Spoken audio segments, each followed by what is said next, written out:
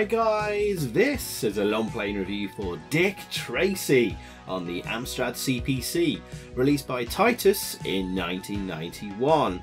There are actually two versions of this game for the Amstrad, this one for the CPC and also a GX4000 version, which is quite different and also much better. But is the normal CPC version any good? Let's find out.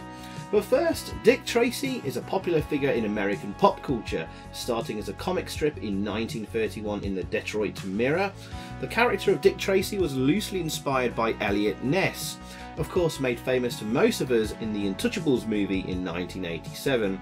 After development hell for many years, it's no surprise then that a Dick Tracy movie came out a few years later in the summer of 1990, with Warren Beatty starring and also producing and directing.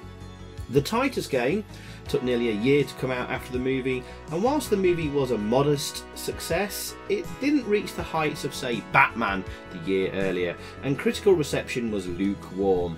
It's therefore no surprise that the game itself wasn't a big seller too. It's surprising then that Titus took so long in getting this out, missing the boat completely.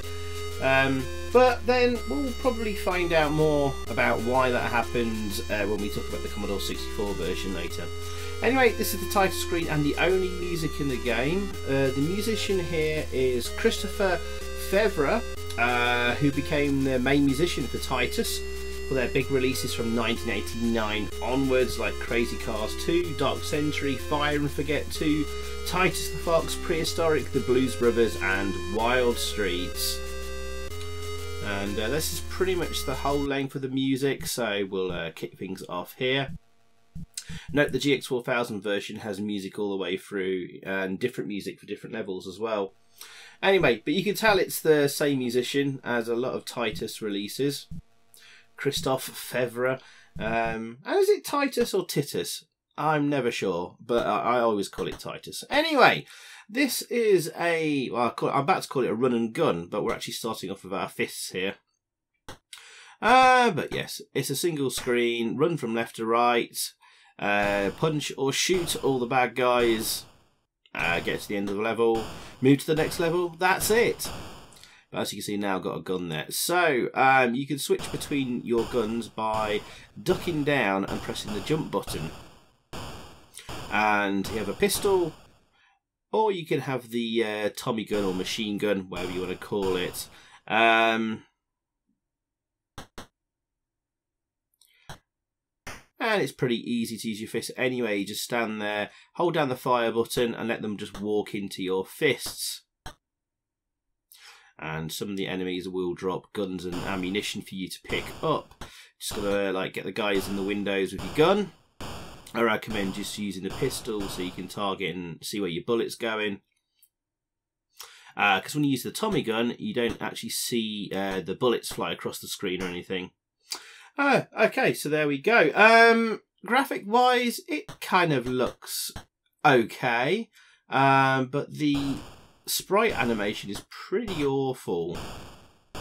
It flickers back and forth between sort of like sprite frames very quickly, and it just looks really nasty actually. Doesn't scroll, single screen, no music in game, sound effects are just passable, couple of gun noises, pretty much it.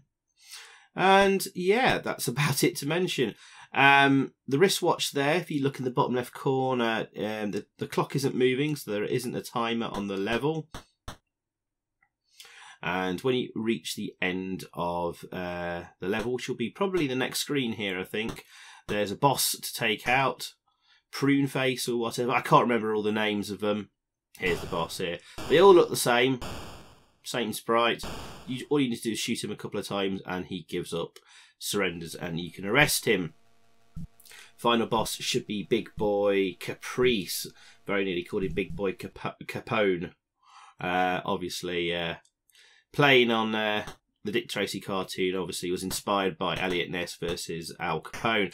Anywho, this is level 2 of 5. There's 5 levels in total. Now get a new bad guy. This guy moves around and also shoots you, but you can actually pick up the Tommy gun here. And there you go.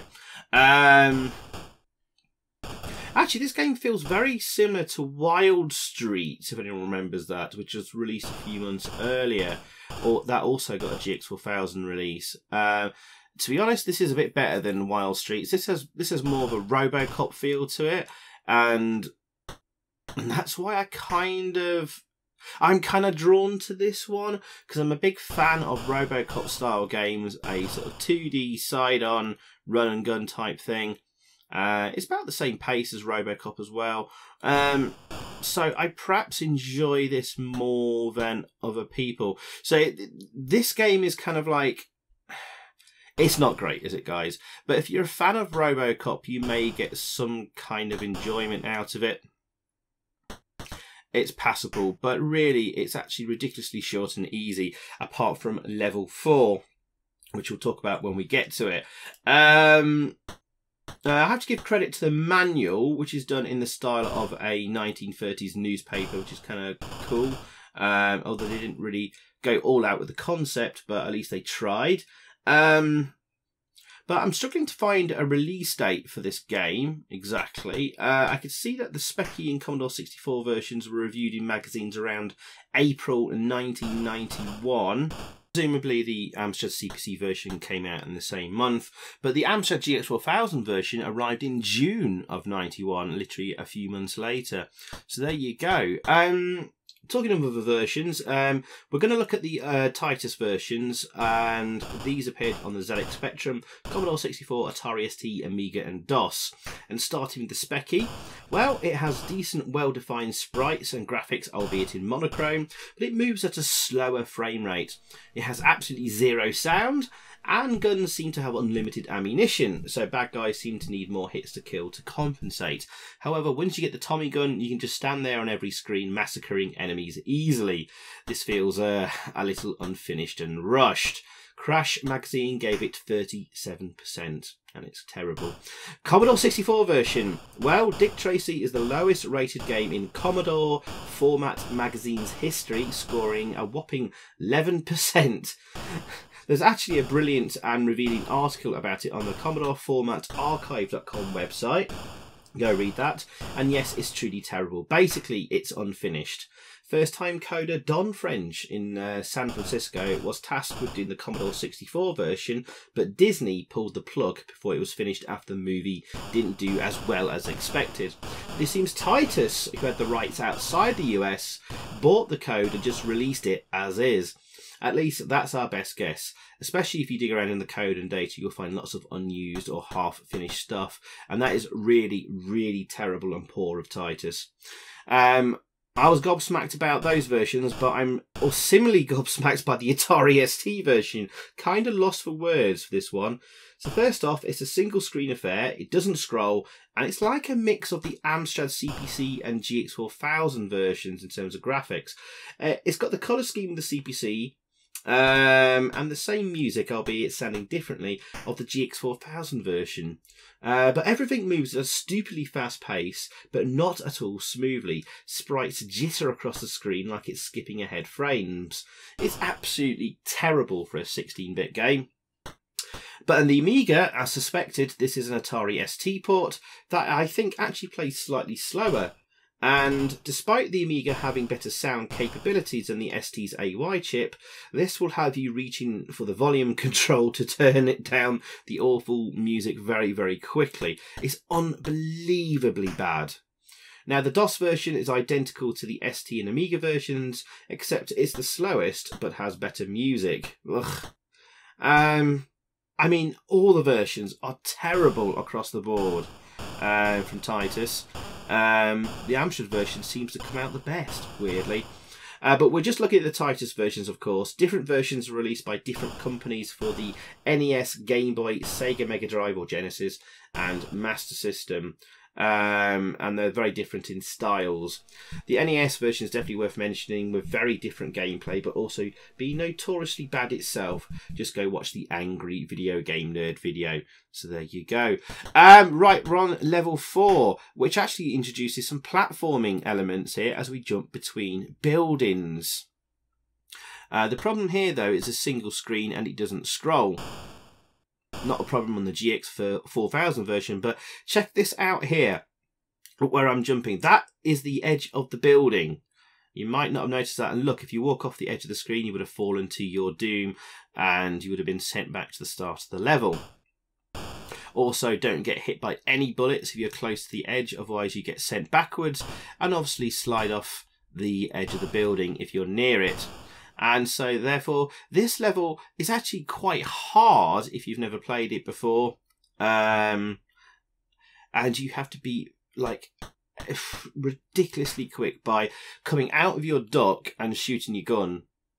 You've got literally a nanosecond to do it before the enemy sprite registers that you've come out of your duck and shoots at you. So yeah, ugh. If you're going to die in this game, it's going to be at level 4, unless you're kind of like... Unless run and gun Robocop type games aren't your thing. But having played Robocop to death, this game doesn't present me much challenge apart from this level. There you go. Thankfully, he didn't shoot me there. Otherwise, again, that would have been back to the start of the level, lose a life. 3 lives in total, 5 levels, so the next level is the final level. So quite a short video today, again, relatively anyway. Now, magazine reviews. Usually I look for the review in Amstrad Action magazine, and I went through issues from November 89 to March 92, but I couldn't find a single review of the CPC version. The GX4000 version was reviewed in the June issue, though. Oh, actually, before we get to that, here's a little bit of a problem here. For some reason, I can't jump here. So you have to sort of move about on the edge and then jump from here, and then you can jump right. But if for some reason there's a bug there where you can't sort of jump right without sort of having to do that moving around malarkey. Ugh. But to be fair, that's the only real serious bug I found in the game, apart from it just being a bit crap overall. But yeah, I couldn't find a review in Amstrad Action of this. The weird thing is, I swear that I remember seeing one for this game, and then Amstrad Action absolutely slating the game. But maybe my memory's playing tricks. They did review, as I said, the GX4000 version, issue 69, which is June 1991, and they gave it 52%. But no mention of the previous CPC release at all, so they likely never got one to review. I can't imagine it would have scored. They would have scored it higher than 40% if the vastly improved GX4000 version only got 52%. Well, as we head into the final level, as for my review, well, it's not great, is it? However, it's arguable that it's the least bad version out of all the Titus releases. But then, that's like saying I found the best game on the Cassette 50 compilation. It's still at least a bit crap. So, I'm going to give this on balance, a 5.5 out of 10. I might rate this a little bit higher because I did get some enjoyment out of it. I loved to death, like, Robocop on the Amstrad. You know, a sort of a single screen, well, 2D fixed plane shoot 'em up, shooting guys, you know, on your level or at windows and stuff like that, and maybe jumping around a little bit. I love that type of game, and finding a similar game like that sort of like gets me all excited. And I suppose I did find a little bit of enjoyment from this, so I'm tempted to give it a higher score than 5.5, but I know on balance that for most of you it's pretty terrible. I do like the graphics in places though. I mean, the backgrounds are actually really nice, and it's got a nice use of colours. The sprites though, kind of weirdly blocky, and the animation is quite terrible. Nice heads-up display. We had a nice loading screen picture, or title screen picture. The music was okay on the title screen. The sound effects are so-so. But that's as much as I can say, really. So yeah, I'll stick with 5.5 out of 10.